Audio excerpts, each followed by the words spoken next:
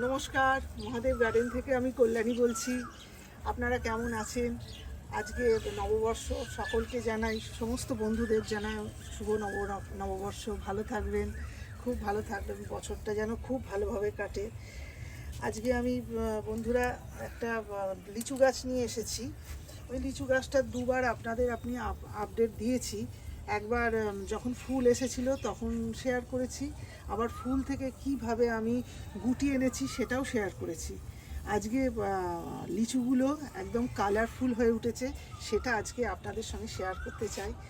আপনারা বন্ধুরা আমার এই ভিডিওটা দেখবেন, দেখে যাদের উপকার লাগবে একটু সাবস্ক্রাইব করবেন, লাইক করবেন, শেয়ার করবেন। একদম সাবস্ক্রাইব করছেন না, প্লিজ ভিডিওটা দেখে সাবস্ক্রাইব করবেন যদি ভালো লেগে থাকে। এই দেখুন বন্ধুরা, আমার এই গাছে, ছোট্ট গাছ, এই এক হাত গাছ, এই এক হাত গাছে 10খানা লিচু ধরেছে।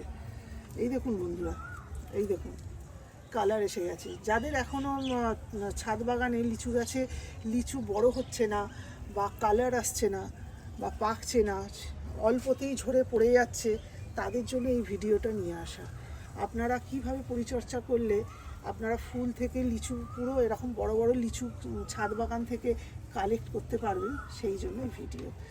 বন্ধুরা, আপনারা মাসে 2বার করে ফাঙ্গিসাইড ব্লাইটক্স দেবেন এই লিচু গাছে। 1 গ্রাম করে 1 লিটার জলে গুলে দিয়ে দেবেন। এছাড়া মাসে 2বার করে নিম অয়েল স্প্রে করবেন।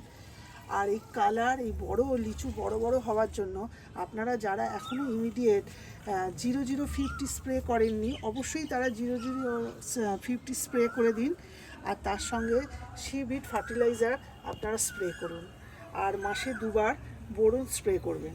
ব্যাস, আর কিচ্ছু করতে লাগবে না। আপনাদের ফল তাড়াতাড়ি বড় হবে এবং এরকম সুন্দর ছাদ বাগানে এরকম লাল লাল বড় বড় লিচু পেতে পারবেন।